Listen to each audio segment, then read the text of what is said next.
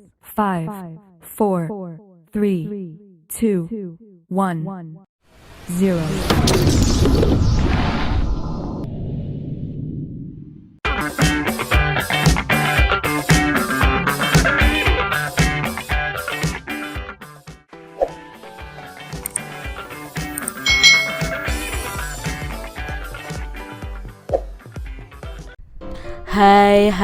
Hai.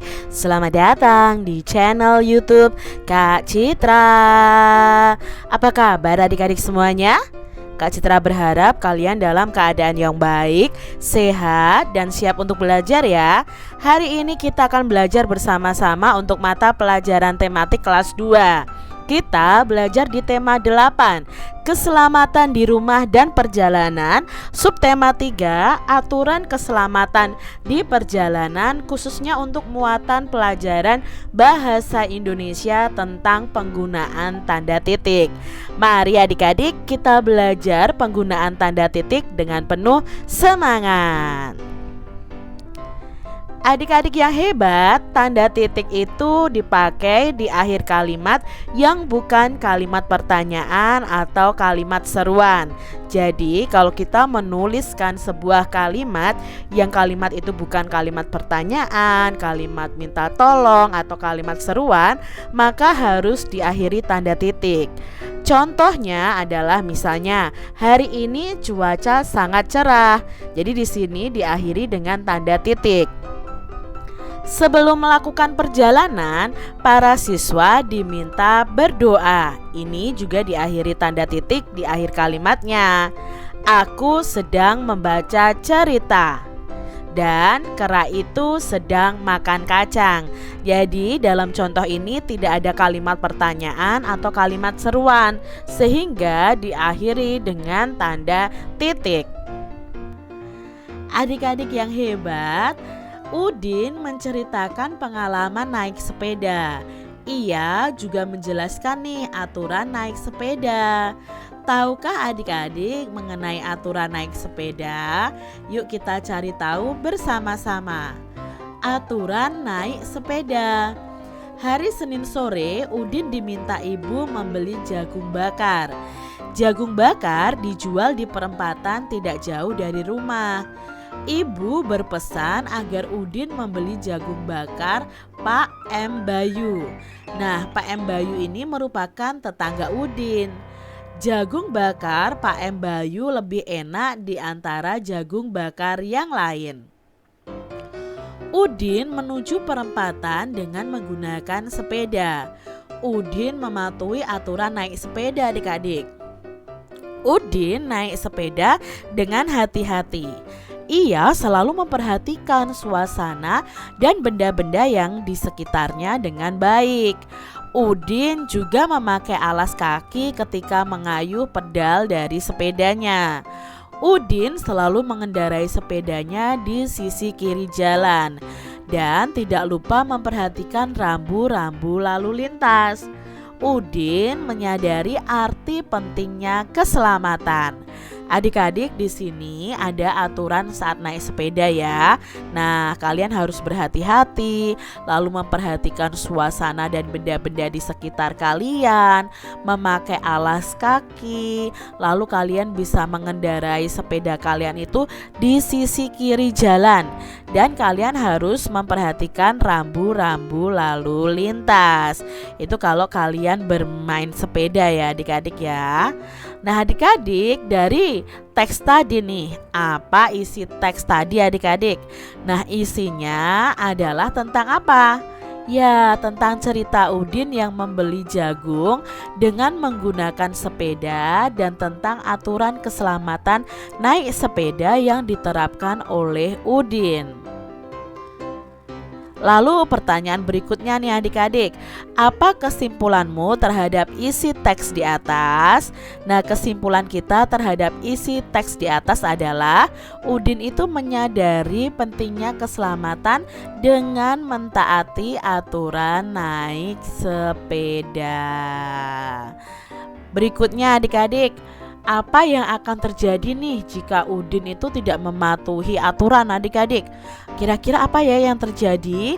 Nah, jika Udin tidak mematuhi aturan, maka keselamatan dapat terancam. Seperti Udin bisa terluka, terjatuh dari sepeda, atau bahkan bisa mengalami kecelakaan.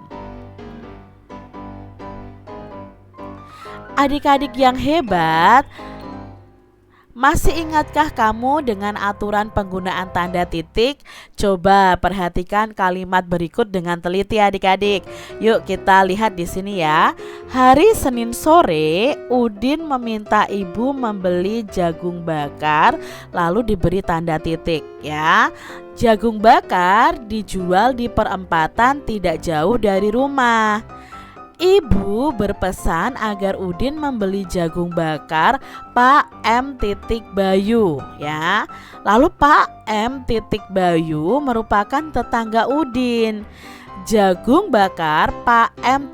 Bayu lebih enak di antara jagung bakar yang lainnya. Nah, di sini adik-adik di akhir kalimat ini itu ada tanda titiknya ya. Tanda titik itu digunakan di akhir kalimat berita ya. Tanda titik juga digunakan pada akhir singkatan nama orang. Misalnya ini kan Pak M. Bayu ya. M ini pasti singkatan nama orangnya, berarti M. Bayu adik-adik. Itu penggunaan tanda titik di akhir kalimat berita dan di akhir singkatan nama orang. Adik-adik perhatikan denah rumah Udin, Lani, Meli, Edo, Siti, dan Beni berikut ini. Nah, rumah mereka ini terletak di jalan yang mempunyai nama. Misalnya di sini ada Jalan W. John, Jalan A. Hakim, M. Nasir, dan Jalan M. Hatta.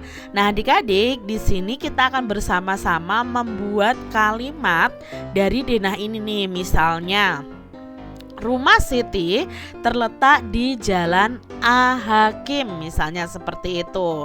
Ya, lalu di sini rumah Udin terletak di Jalan W. John. Nah, di sini ada penggunaan huruf kapital dan tanda titik adik-adik. Jadi di huruf awal kalimat nama orang, lalu nama jalan ya. Nama jalan ini kalau diikuti dengan nama jalannya itu harus memakai huruf kapital ya. Jalan A-nya besar karena ini singkatan. Titik Hakim. Nah, Hakimnya ini juga diawali huruf kapital adik-adik ya.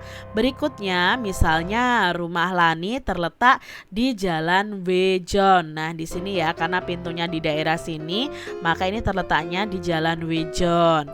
Lalu rumah Beni terletak di Jalan A. Hakim. Karena pintunya ada di sini adik-adik. Jadi ini terletak di A. Hakim ya.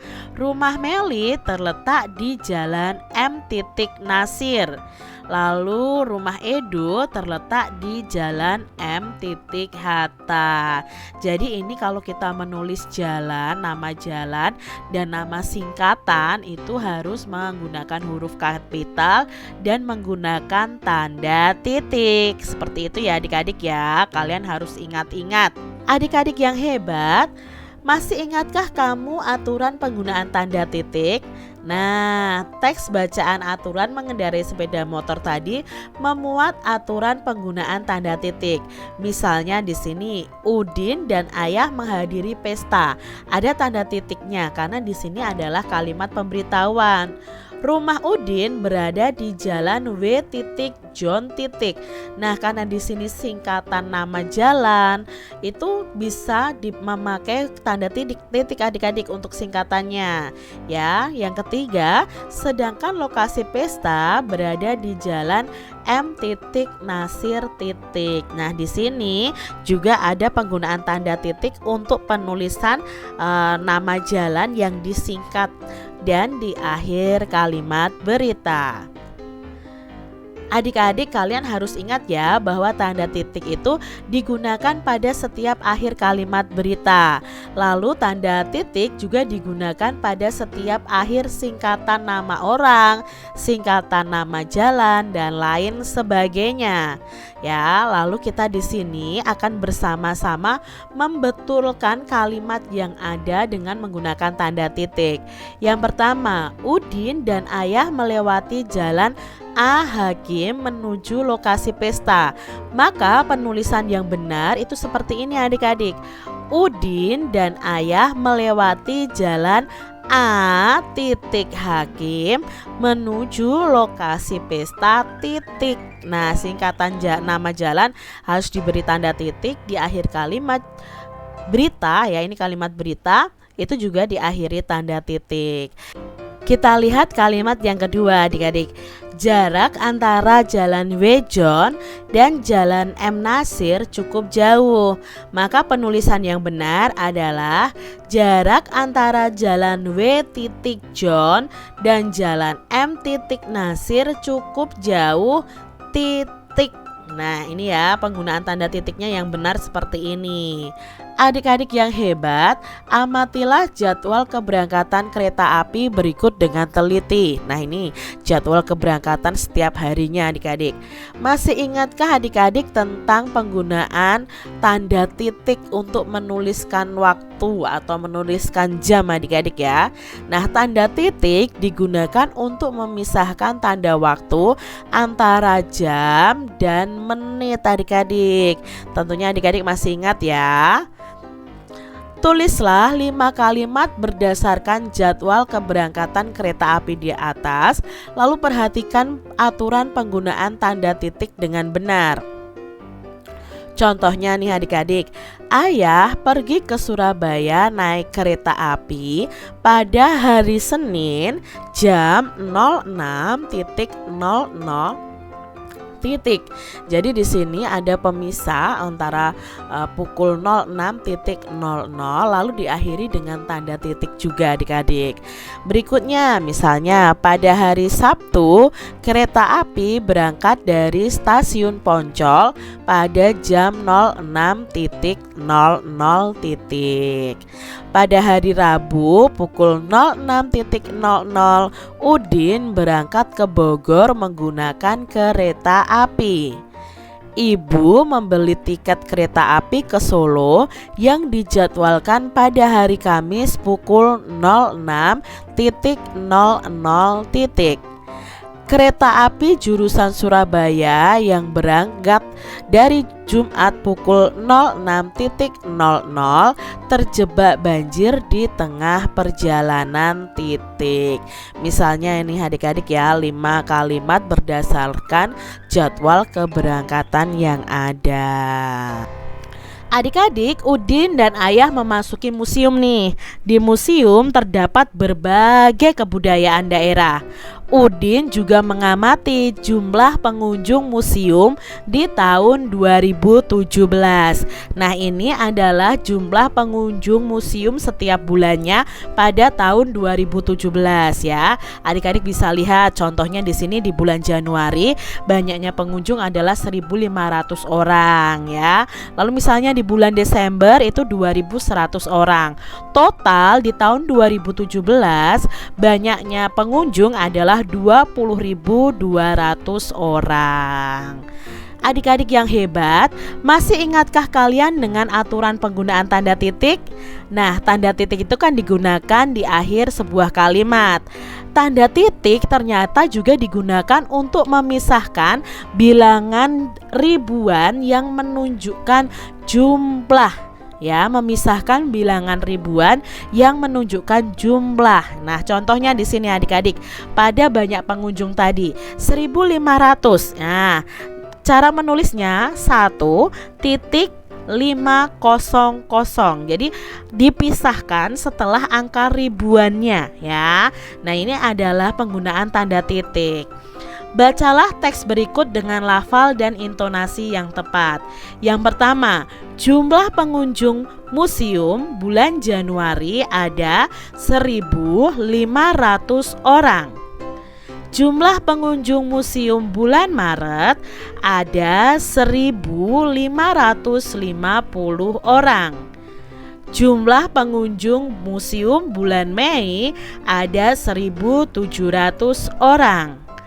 Jumlah pengunjung museum bulan November ada 2.000 orang. Total jumlah pengunjung museum tahun 2017 ada 20.200 orang. Nah, di sini kalian perhatikan penggunaan tanda titik pada penulisan angka ribuan adik-adik ya. Kalian lihat ya, kalian cermati. Nah, adik-adik, dari tabel ini jumlah pengunjung museum bulan Februari itu ada berapa adik-adik? Ya, jumlah pengunjung pada bulan Februari itu ada 1.600 orang. Selanjutnya, jumlah pengunjung museum bulan April ada berapa adik-adik? Ya, jumlah pengunjung museum bulan April ada 1.350 orang. Lalu, jumlah pengunjung museum bulan Agustus ada? Ya, ada 1.650 orang. Nah, kalau kalian menulis jangan lupa ya tanda titiknya adik-adik. Berikutnya, jumlah pengunjung museum bulan September ada? Ya, 1.500 orang. Kita lihat berikutnya. Jumlah pengunjung museum bulan Desember ada? Ya, bulan Desember ada 2.100 orang. Demikian tadi adik-adik pembahasan kita mengenai penggunaan tanda titik di awal kalimat, di pemisah waktu, lalu pada penulisan huruf atau penulisan angka ribuan ya. Lalu kita juga sudah belajar penggunaan tanda titik di singkatan nama. Jadi kalian sudah mengetahui ya apa saja sih penggunaan tanda titik itu. Nah, semoga video ini bermanfaat untuk kalian semuanya dan sampai jumpa lagi di video pembelajaran Kak Citra selanjutnya. Tuhan memberkati. Jangan lupa tekan tombol subscribe, lalu tekan loncengnya, tekan juga tombol like, lalu share ke media sosial kalian. Jangan lupa untuk ikuti media sosial Kak Citra. Terima kasih.